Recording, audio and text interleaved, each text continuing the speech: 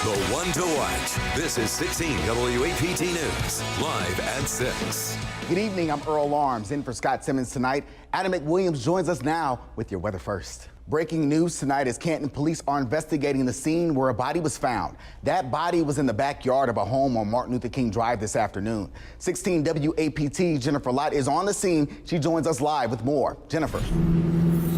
All right, thanks a lot, Jennifer. An 18-wheeler caught fire at the Valero truck stop off I-20 and Gallatin Street this afternoon. Other drivers say the initial blaze spread, burning several other trucks. Fire investigators are on the scene trying to figure out how the fire started.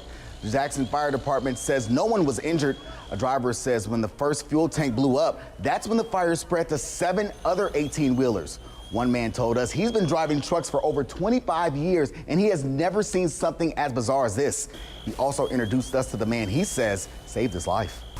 While those drivers say they parked their trucks in a safe spot after seeing the flames, they say for the trucks that weren't so lucky, the drivers have a long night ahead of them. 3 people are recovering while another 3 are in jail tonight after a shooting at a Warren County night spot. The Warren County Sheriff says it happened around 3 a.m. at the K&B Lounge on Green Hill Road. Witnesses told deputies someone was shooting from a car in the parking lot, causing a mad scramble. Sheriff Martin Pace says they found a 25-year-old man with a graze wound to the head, a 26-year-old woman shot in the buttocks, and a 19-year-old man hit by a car. Investigators believe the 19-year-old was hit during the chaos and was likely not a target. 19-year-old Tony Smooves, 20-year-old Keandre Price, and 21-year-old Charles Doss Jr., all from Vicksburg, were arrested and charged with aggravated assault. Deputies also recovered 2 handguns and more than a dozen empty cartridges. The 3 victims were taken to the hospital with non-life-threatening injuries. State wildlife officials make an unfortunate discovery at the reservoir this morning. They found an unconscious man in a submerged vehicle at the boat launch off Highway 43. Conservation officers were able to get the man from the vehicle and begin CPR. He was taken to the hospital but did not survive. Witnesses told Rest Police the man was bagging his trailer in the water to load his boat when he appeared to have some type of medical event. Identification of the victim is pending notification of his family. A Canton man died early this morning after a crash. It happened just before 1 o'clock on Highway 43 near Sulphur Springs in Madison County. Highway Patrol says 24-year-old James Casno II of Canton was driving a 1991 Ford Mustang southbound on 43. For unknown reasons, he left the roadway and collided with a tree. Casno died on the scene. Authorities say he was not wearing a seatbelt. A man is in jail tonight after being charged with murder. A judge denied bond yesterday for Devon Robinson. Police say he shot and killed Roderick Jackson on Woodrow Wilson Avenue. Robinson is also being charged with possession of a stolen gun. The shooting happened Thursday night at the Gulf gas station. This here is surveillance video of the shooting in the parking lot. Police say Jackson was shot several times. The motive of the shooting is not known. A young girl from Clinton is safe after Clinton police reported her missing. Police found 10-year-old Elise Jones in the woods near her home in the Bruinburg subdivision. They searched for 13 hours before finding her around 8 this morning. She was okay, but taken to the hospital to be checked out.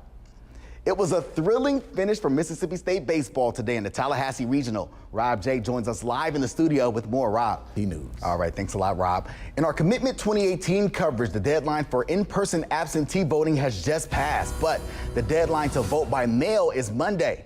Election Day is Tuesday. The Hinds County School District is feeding children for free this summer. The feeding program will be held at Bolton Edwards, Gary Road, Raymond, and Utica Elementary. The meals are free and for children 18 and under. The program starts on Monday. Welcome back. A Jackson-based animal rescue shelter is getting a financial boost. The Ridgeland consignment shop Repeat Street held the grand opening of The Parlor. It's a brand new room dedicated to raising funds for Jackson-based shelters, community animal rescue, and adoption. The event also included a Kara Adoption Day with rescue puppies in need of homes on site. The public is encouraged to shop and donate items in good quality to benefit Kara. 50% of the sales from specifically tagged items in the parlor and throughout the store will go directly to Kara. On the res this morning, over 200 people competed in the 33rd annual Heat Wave Classic Triathlon. The race includes a half-mile swim in the res, a 27-mile bike ride along the Natchez Trace, and a 10-kilometer run along the Ridgeland Multi-Use Trail.